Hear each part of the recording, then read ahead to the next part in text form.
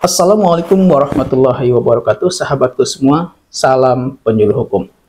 Sahabatku semua, salah satu upaya yang dilakukan dalam meningkatkan kesadaran hukum masyarakat adalah melalui kegiatan penyuluhan hukum. Nah, salah satu kegiatan penyuluhan hukum adalah dilakukan melalui kegiatan temu sadar hukum.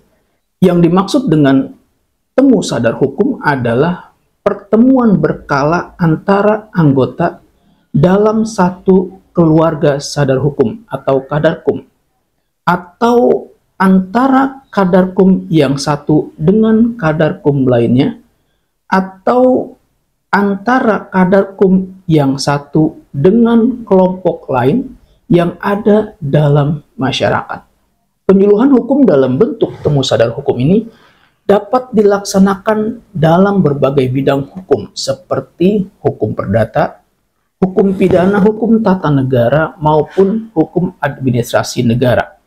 Ketika akan melaksanakan kegiatan temu sadar hukum, ada beberapa persiapan yang perlu kita lakukan atau yang perlu dipersiapkan.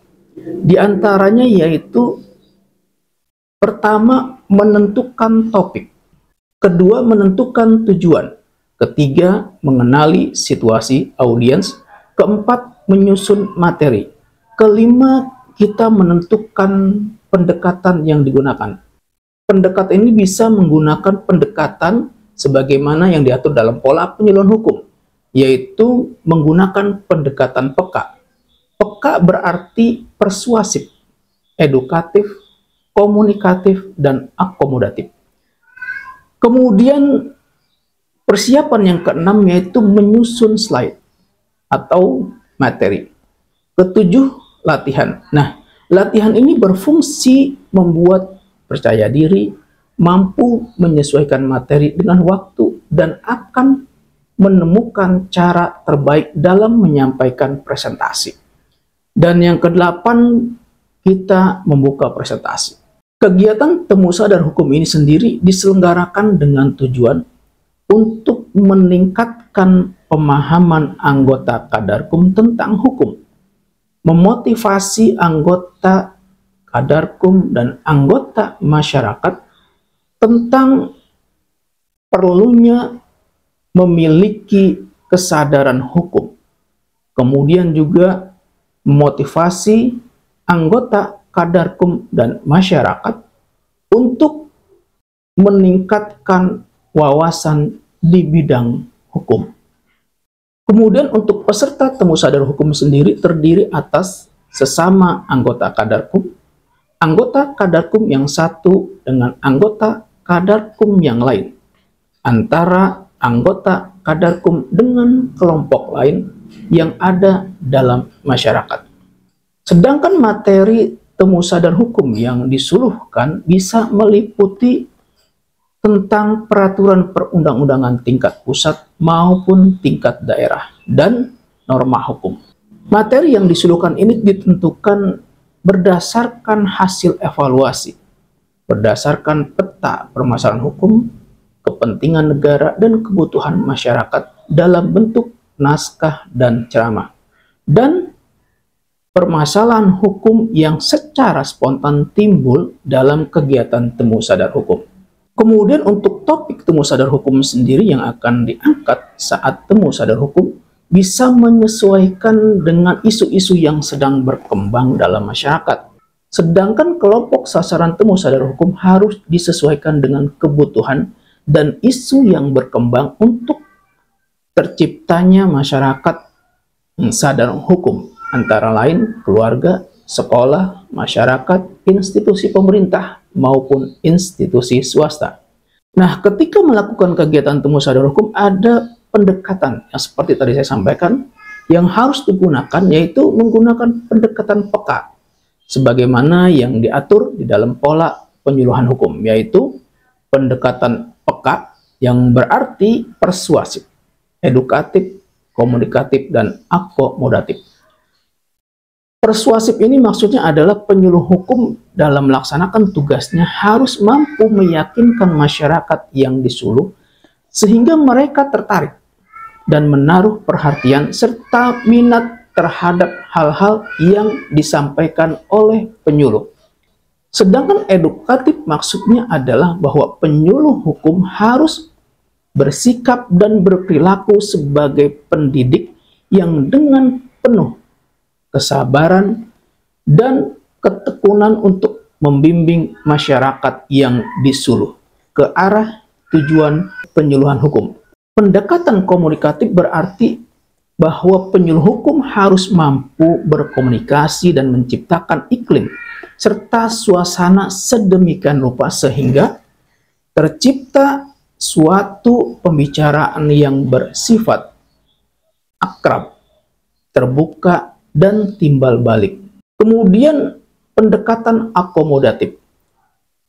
Pendekatan akomodatif ini bahwa penyuluh hukum harus mampu mengakomodasikan, menampung dan memberikan jalan pemecahan suatu masalah dengan bahasa yang mudah dimengerti dan dipahami terhadap permasalahan hukum yang ada. Kemudian terkait dengan waktu kegiatan temu sadar hukum. Waktu kegiatan temu sadar hukum diselenggarakan secara berkala paling sedikit 3 kali dalam 1 tahun. Sedangkan tempat pelaksanaan temu sadar hukum diselenggarakan di tempat yang mudah dijangkau oleh anggota Kadarkum dan oleh masyarakat setempat. Misalnya bisa dilakukan di balai desa atau balai masyarakat, lapangan terbuka atau tempat lain yang memadai dan terbuka untuk umum. Kemudian siapa saja pihak-pihak yang terlibat dalam kegiatan temu sadar hukum. Nah, terkait dengan pihak-pihak yang terkait dalam praktek kegiatan temu sadar hukum yaitu peserta, pemandu, narasumber, dan notulis. Ada 4 yang terlibat. Peserta temu sadar hukum ini terdiri atas beberapa kelompok dan setiap kelompok beranggotakan paling sedikit 25 orang. Jadi anggotanya paling sedikit 25 orang. Kemudian jumlah kelompok ditentukan oleh panitia penyelenggara dan paling banyak 4 kelompok yang itu juga disesuaikan dengan jumlah materi hukum yang dibahas. Kemudian setiap kelompok diberi nama kelompok dengan persetujuan panitia penyelenggara. Kemudian pemandu. Pemandu adalah orang yang ditunjuk oleh panitia penyelenggara untuk memimpin, mengarahkan, dan memotivasi kegiatan temu sadar hukum. Untuk dapat ditunjuk sebagai seorang pemandu, seseorang harus mempunyai wawasan di bidang hukum, kemudian komunikatif, kemudian juga dapat menjadi fasilitator, dapat menjadi penengah diskusi antar kelompok. Kemudian narasumber. Narasumber ini adalah seseorang yang memiliki keahlian di bidang tertentu sesuai dengan materi hukum yang didiskusikan. Narasumber ini ditunjuk oleh panitia penyelenggara. Jumlah narasumber sendiri disesuaikan dengan materi yang didiskusikan dan dapat diambil dari pejabat pemerintah, tokoh masyarakat, tokoh keagamaan, dan dari kalangan akademisi. Narasumber sendiri bertugas memberi penjelasan, menjawab pertanyaan, menyimpulkan hasil diskusi. Narasumber dalam hal diperlukan dapat memberikan penjelasan melalui multimedia atau telekonferensi. Kemudian yang terakhir, notulis. Nah, notulis ini adalah seseorang yang ditugaskan untuk mencatat segala kejadian yang terjadi selama temu sadar hukum berlangsung. Adapun jumlah notulis paling banyak 2 orang. Dan notulen disampaikan kepada panitia penyelenggara. Kegiatan temu sadar hukum yang merupakan bagian dari kegiatan penyuluhan hukum dilaksanakan dengan cara pertama, acara temu sadar hukum dibuka oleh pemandu, dilanjutkan dengan tepuk kadarkum yang berjumlah 17 kali tepukan dengan komposisi 2-3-2-3-2-3-2. Kurang lebih seperti ini.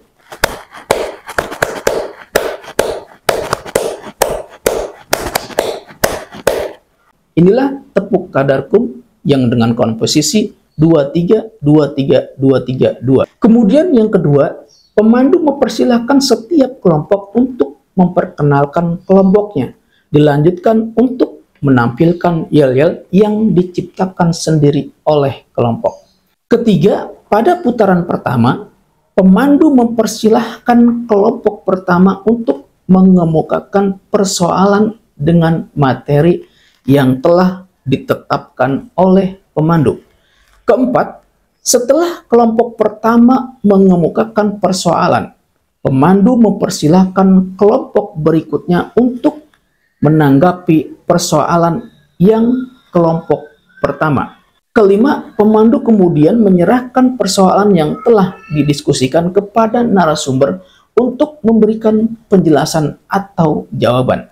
Keenam, pada putaran selanjutnya prosesnya sama dengan putaran pertama.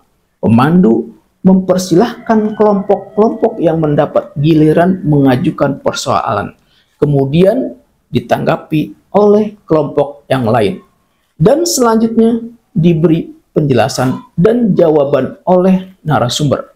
Ketujuh, setelah selesai putaran terakhir, pemandu menutup kegiatan temu sadar hukum dan kemudian menyerahkan acara kepada pembawa acara temu sadar hukum. Kemudian kedelapan, pada tahap penutup, pembawa acara atau MC mempersilahkan pembina kadarkum atau pejabat yang bertanggung jawab sebagai penyelenggara temu sadar hukum untuk memberikan sambutan dan kesan dan pesan dari pembina yang sekaligus menutup secara resmi acara temu sadar hukum. Untuk tingkatan penyelenggaraan temu sadar hukum sendiri, temu sadar hukum diselenggarakan di tingkat kabupaten atau kota, tingkat provinsi, tingkat pusat, dan tingkat daerah. Untuk temu sadar hukum pada tingkat desa atau kelurahan dalam kabupaten atau kota yang dihadiri oleh para pejabat daerah atau kabupaten atau kota atau daerah provinsi, dapat pula diadakan temu sadar hukum tingkat nasional di daerah. Untuk temu sadar hukum tingkat nasional yang diselenggarakan di daerah oleh Menteri Hukum dan Hak Asasi Manusia, dapat pula dihadiri oleh menteri terkait dengan materi yang didiskusikan. Dalam hal temu sadar hukum tingkat nasional diselenggarakan di daerah, menteri atau pejabat yang mewakili memberikan kesan dan pesan. Sahabatku semua, ketika kegiatan temu sadar hukum selesai dilaksanakan, maka diakhiri dengan kegiatan evaluasi. Kegiatan evaluasi ini dimaksud untuk melihat apakah kegiatan temu sadar hukum sudah dilaksanakan sesuai dengan perencanaan dan tujuan terhadap kelompok sasaran yang sudah disulut. Selain itu, kegiatan evaluasi ini juga merupakan upaya untuk terus melakukan penyempurnaan program kegiatan temu sadar hukum bagi peserta penyuluh, sehingga dapat mencapai tujuan yang telah ditetapkan. Adapun manfaat dengan dilakukannya evaluasi temu sadar hukum bagi penyuluh hukum dapat menentukan tingkat perubahan kepada kelompok sasaran, dan dari evaluasi ini juga penyuluh dapat melakukan perbaikan program, sarana, prosedur, dan pelaksanaan temu sadar hukum. Sehingga dalam penyusunan evaluasi temu sadar hukum ini, penyuluh akan menyesuaikan dengan kelompok sasaran yang ditujukan untuk melihat proses pelaksanaan, tata cara, faktor pendukung, dan faktor penghambatnya.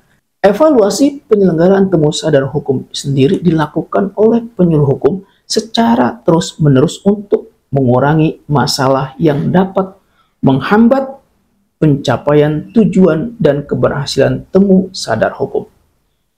Evaluasi yang dilakukan, apakah proses pelaksanaannya dimulai dari penetapan tempat atau waktu, narasumber, pemandu, dan notulis peserta. Selanjutnya, apakah tata caranya sudah mengikuti aturan yang berlaku, serta faktor pendukung dan faktor penghambatnya sudah dipertimbangkan. Kemudian, apakah pelaksanaan temu sadar hukum sudah disesuaikan dengan kelompok sasaran yang terdiri dari beberapa elemen masyarakat, dari kalangan bawah sampai kalangan atas. Kemudian, apakah sudah mencapai tujuan temu sadar hukum dalam rangka meningkatkan kesadaran hukum masyarakat. Nah, sahabatku semua, demikian tentang temu sadar hukum. Semoga bermanfaat. Wassalamualaikum warahmatullahi wabarakatuh. Salam penyuluh hukum.